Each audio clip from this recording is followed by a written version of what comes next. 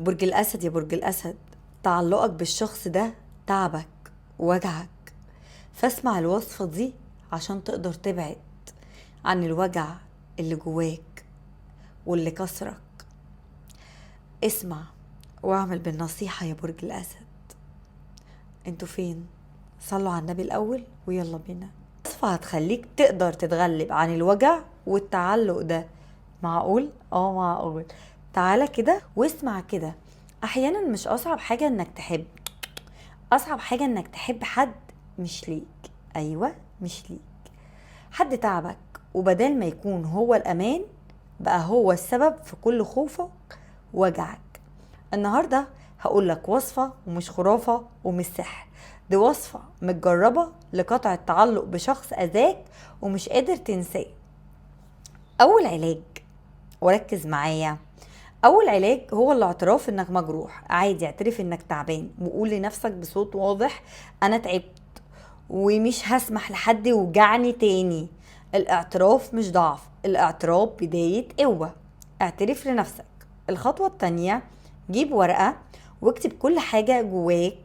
اكتب اللي حبيته واللي استحملته واللي كسرك. اكتب من غير خوف ومن غير مجاملة، وبعدين طبق الورقة ديت واحرقها او اقطعها، لانها مش مجرد ورقة، دي روحك وهي بتعلن انك بطلت تعيش عشان حد مش شايفك.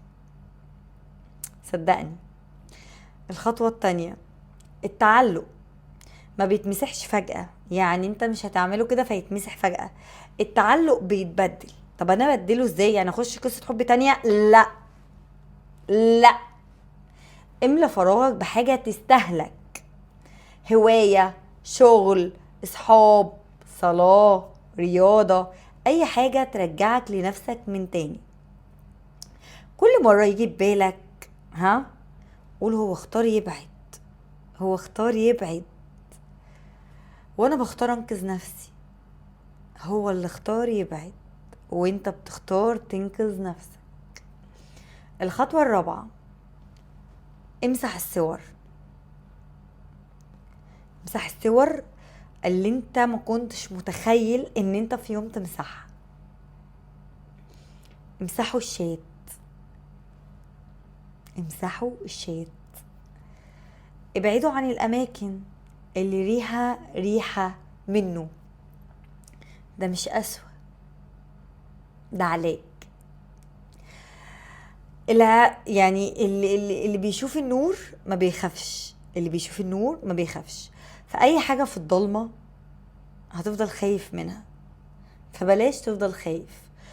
اقسم بالله، اقسم بالله بعد شوية الوجع ده هيجي يوم وتضحك عليه وتقول الحمد لله، الحمد لله ان سبت اللي ما كانش ليا. دي مش وصفة ولا سحر، دي صيغة حياة، واللي بينجي منها بينبسط، واللي بينجى عمره ما بيغرق تاني، لانك مش هتضر نفسك تاني ولا هتوجع نفسك تاني. امسح كل حاجة شايلها، ابعد عن الذكريات اللي قتلاك، حب نفسك. انتوا فين؟ خلص الكلام، سلام.